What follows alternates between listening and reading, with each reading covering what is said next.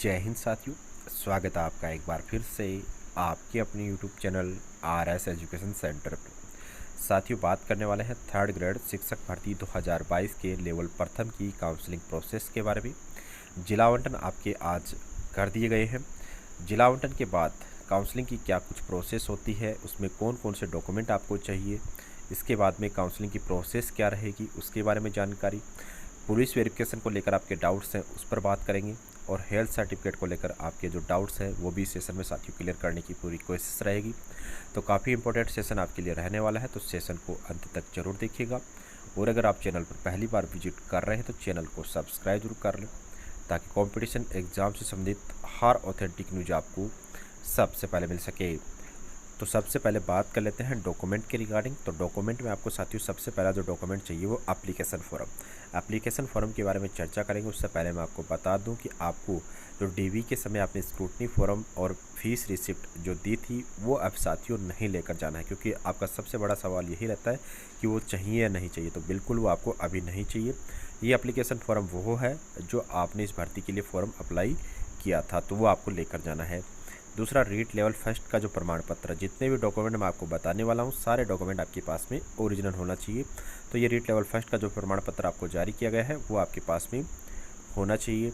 इसके बाद में 10th क्लास की मार्कशीट और सर्टिफिकेट, इसमें जो डाउट रहता है वो मैं क्लियर कर देता हूँ। कैंडिडेट बहुत से ऐसे होंगे जिनका 2006-07 के आसपास में अगर 10th क्लास कंप्लीट हुआ है तो वो ये सोच रहे होंगे कि मेरे पास तो 10th क्लास की मार्कशीट और सर्टिफिकेट अलग अलग है, और आजकल जो सर्टिफिकेट और मार्कशीट जारी हो रहे हैं वो एक ही डॉक्यूमेंट में जारी हो रहे हैं। तो बिल्कुल चिंता करने की ज़रूरत नहीं है, वो दोनों वाला भी आपका वैलिड है और एक वाला भी वैलिड है। दोनों अगर हैं तो आप दोनों साथ में लेकर जाइए, और एक है तो आप एक कैरी कीजिए, कोई चिंता वाली बात उसमें है नहीं। इसके बाद में 12th क्लास की marksheet and certificate, same case इसमें भी होता है, ओरिजिनल आपके पास में ये डॉक्यूमेंट होने चाहिए। इसके बाद में जो अगला डॉक्यूमेंट है वो आपकी BSTC all year marksheet and degree, जिस भी बेस पर आपने फॉर्म भरा है लेवल फर्स्ट का, जो भी डिप्लोमा आपने लगाया है उसकी आपकी ऑल ईयर की मार्कशीट एंड डिग्री। अब यहाँ पर डाउट आ जाता है कि डिग्री मेरे पास में तो है ही नहीं ओरिजिनल, क्या करूँ? तो अगर ओरिजिनल डिग्री नहीं है तो कम से कम आपके पास में प्रोविजनल डिग्री होनी चाहिए, तभी आप यहाँ पर साथियों जो काउंसलिंग की प्रोसेस है उसमें आगे बढ़ पाएंगे, वरना वहीं पर ही आपकी ज्वाइनिंग होल्ड कर दी जाएगी। तो बिल्कुल अगर प्रोविजनल मार्कशीट या प्रोविजनल डिग्री आपके पास में नहीं है तो वो आप लेकर आइए, ठीक है। और डोमिशियल सर्टिफिकेट, आपका जो मूल निवास प्रमाण पत्र है वो आपके पास में होना चाहिए। मूल निवास में चाहे आप राजस्थान के कैंडिडेट हो, चाहे राजस्थान के अदर स्टेट जो भी हैं आपके, वहाँ से भी आप हैं, राजस्थान के अलावा अदर स्टेट से भी हैं, तो भी आपको ये सर्टिफिकेट है वो डोमिशियल सर्टिफिकेट मूल निवास प्रमाण पत्र है वो आपको देना होगा। डाउट इसमें रहता है कि आवेदन की अंतिम तिथि से पहले का है या अभी लेटेस्ट है, तो इसकी डेट को लेकर आपसे कोई भी सवाल नहीं किया जाएगा। आज का लेटेस्ट भी अगर आप बनवा कर लेकर जाते हैं तो वो भी वैलिड है। इसके बाद में जो अगला डॉक्यूमेंट है वो आपका कास्ट सर्टिफिकेट। राजस्थान में जिसने भी OBC SC ST MBC इस कैटेगरी से फॉर्म अप्लाई किया है, बिल्कुल यहाँ पर इनको अपना कास्ट सर्टिफिकेट देना होगा। यहाँ पर जो डाउट आता है वो यही है कि आवेदन की अंतिम तिथि के बाद का है। अगर आवेदन की अंतिम तिथि के बाद का अगर आपके पास में यहाँ पर अपनी कास्ट का सर्टिफिकेट है तो बिल्कुल यहाँ पर आपको साथियों एक शपथ पत्र देना होगा, और शपथ पत्र का जो फॉर्मेट है वो आपको हमारे Telegram channel RS education centre पर उपलब्ध करवा दिया जाएगा। तो जिसने भी टेलीग्राम चैनल ज्वाइन नहीं कर रखा है बिल्कुल आप ज्वाइन कर लीजिए। इस भर्ती से संबंधित जितने भी महत्वपूर्ण शपथ पत्र आपको चाहिए वो उपलब्ध करवा दिए जाएंगे। इसके बाद में अगला डॉक्यूमेंट आपका ID प्रूफ, कोई भी एक ID प्रूफ, आधार कार्ड आजकल सबके पास में होते हैं तो बिल्कुल आधार कार्ड कैरी कीजिए, या PAN card, driving licence, passport, voter ID card, इनमें से कोई भी एक यहाँ पर आप अपना ID कार्ड दे सकते हैं।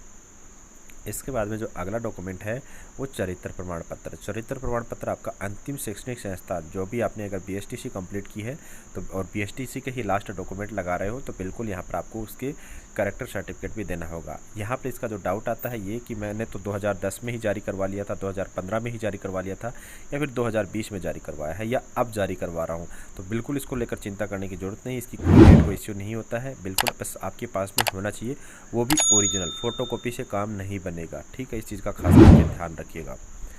चरित्र प्रमाण पत्र 2 राजपत्रित अधिकारी, कोई भी 2 गजेटेड ऑफिसर, फर्स्ट ग्रेड के टीचर आपके आसपास मिल जाएंगे, जारी करवा लीजिए, लेटेस्ट आपको चाहिए, ठीक है। इसके बाद में साथियों अगला जो डॉक्यूमेंट है वो अन्य प्रमाण पत्र। अन्य प्रमाण पत्र उनके लिए लागू है जो स्पेशल कैटेगरी, जैसे विडो से है, डाइवोर्स से है, PH से है, स्पोर्ट्स से है, या एक्स सर्विसमैन से है। तो विडो वालों को अपने विडो के डॉक्यूमेंट, जैसे अपने हस्बैंड का डेथ सर्टिफिकेट है, ठीक है, और पुनर्विवाह नहीं करने के संबंध में भी एक शपथ पत्र विडो कैटेगरी की महिला को देना होगा। ठीक है। फॉर्मेट आपको टेलीग्राम पर मिल जाएंगे। सेम ये यहाँ पर डाइवोर्स के लिए डाइवोर्स की डिग्री और अपना पुनर्विवाह नहीं करने के संबंध में शपथ पत्र, और उत्कृष्ट खिलाड़ी के लिए यहाँ पर साथ ही अपना स्पोर्ट का सर्टिफिकेट, और एक्सर्विसमैन के लिए यहाँ पर पीपीओ और डिस्चार्ज बुक जो आपको मिलती है रिटायरमेंट के समय, वो कैरी करनी है। इसके बाद में साथियों जो भी कैंडिडेट मैरिड है उनको यहाँ पर संतान संबंधी घोषणा शपथ पत्र भी देना होगा काउंसलिंग के समय। तो इसका फॉर्मेट भी मैं आपको टेलीग्राम चैनल पर उपलब्ध करवा दूंगा। 50 रुपये के स्टाम्प पेपर पर आपको ये बनवाना होगा। बिल्कुल इसका फॉर्मेट आपको टेलीग्राम पर मिल जाएगा। इसके बाद में अगर आप मैरिड या अनमेरिड दोनों ही कैंडिडेट को यहाँ पर दहेज संबंधी एक शपथ पत्र देना पड़ता है, सब घोषणा पत्र। इसको 50 रुपये के स्टाम्प पेपर पर बनवाने की ज़रूरत नहीं है। अगर बनवा लेते हो तो भी कोई चिंता वाली बात नहीं, सिंपल पेपर पर भी आपका ये चलने वाला है। एक शव घोषणा करके देनी पड़ती है, तो फॉर्मेट आपको टेलीग्राम पर मिल जाएगा। ठीक है। इसके बाद में शैक्षणिक योग्यता का ये सर्टिफिकेट मांगा जाता है कि जितनी भी आपने शैक्षणिक योग्यताएं ग्रहण की हैं उन शैक्षणिक योग्यताओं को बिल्कुल यहाँ पर साथियों वैलिड है, इनमें किसी प्रकार का कोई फॉल्ट नहीं है। एक शपथ पत्र आपको बनाकर देना होता है। फॉर्मेट आपको फिर बोल रहा हूँ टेलीग्राम पर मिल जाएगा। उसमें क्लियर रहता है कि मैंने जितनी भी शैक्षणिक योग्यताएं ग्रहण की हैं वो सब वैलिड है, इसमें कोई भी किसी प्रकार की अनियमितता पाई जाती है तो उसके लिए मैं स्वयं जिम्मेदार रहूँगा, और मेरी जो ज्वाइनिंग है वो भी यहाँ पर निरस्त की जा सकती है। इस प्रकार का उसमें एक बयान आपको करके देना होता है, तो वो फॉर्मेट आपको मिल जाएगा। 50 रुपये के स्टाम्प पेपर पर ये बनवाना होता है, काउंसलिंग के समय आपको देना होता है। इसके अलावा काउंसलिंग में आपको धूम्रपान वगैरह संविधान की शपथ है। जो बाकी शपथ पत्र जो बच गए हैं वो काउंसलिंग के समय नहीं चाहिए, वो आपको ज्वाइनिंग के समय चाहिए, तो वो मैं आपको अलग से उसकी लिस्ट उपलब्ध करवा दूँगा। इसके बाद में साथियों जो आपका अगला डॉक्यूमेंट है वो विवाह प्रमाण पत्र। जितने भी मैरिड कैंडिडेट हैं उनको यहाँ पर साथियों अपना विवाह प्रमाण पत्र देना होगा। अगर विवाह प्रमाण पत्र नहीं बनना है तो बिल्कुल शपथ पत्र आपको यहाँ पर देना होगा। एनओसी जो पहले से किसी दूसरे डिपार्टमेंट में कार्यरत है और अब इस रिटेल फर्स्ट को ज्वाइन करना चाहते हैं एज ए टीचर, तो बिल्कुल यहाँ पर आपको पहले डिपार्टमेंट से जो एनओसी जारी हुई है वो यहाँ पर काउंसलिंग के समय अब देनी होगी। इसके बाद में साथियों बात कर लेते हैं कि आगे की जो काउंसलिंग की प्रोसेस है वो क्या होने वाली है।